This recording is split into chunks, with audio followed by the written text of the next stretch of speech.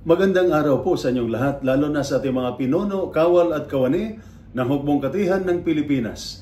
Ako po si Father Dion ng Post-Catholic Chaplain ng Headquarters and Headquarters Support Group, Philippine Army. At ito po ang Salita ng Diyos, ang ating gabay. Ngayon po ay Tuesday, June 3, 2025, ng ikapitong linggo ng pagkabuhay.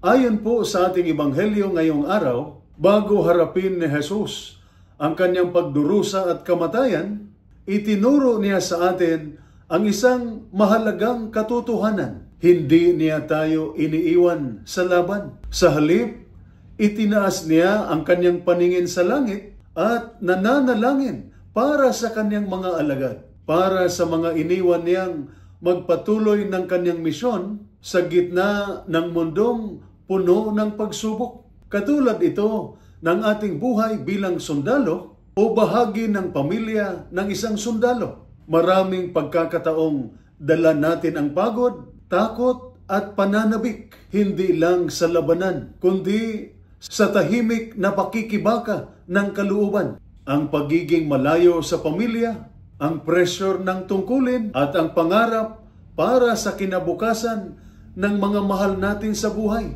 Ngunit, sa halimbawang ito na Jesus, tayo ay pinaalalahanan. Hindi tayo nag-iisa. Bago natin maramdaman ang bigat ng hamon, nauna na siyang nananalangin para sa atin. Nauna na siyang humingi sa Ama ng lakas, tagumpay at pagkakaisa para sa atin. May Diyos na hindi lang nanonood mula sa malayo, kundi sumasama sa bawat hakbang ng ating misyon. Kaya sa tuwing nakakaramdam ka ng pag-iisa, ng kabiguan o ng pagkalito sa direksyon ng buhay o serbisyo, alalahanin mo may nananalangin para sa iyo. At ang panalangin na iyon ay galing mismo sa puso ng ating Panginoon. Ito po ang salita ng Diyos, ang ating gabay. Manalangin tayo. Panginoon, sa bigat ng misyon at responsibilidad, paalalahanan mo akong hindi ako nag-iisa. Tulungan mo akong magtiwala na sa bawat hakbang ko, ikaw ay naroon.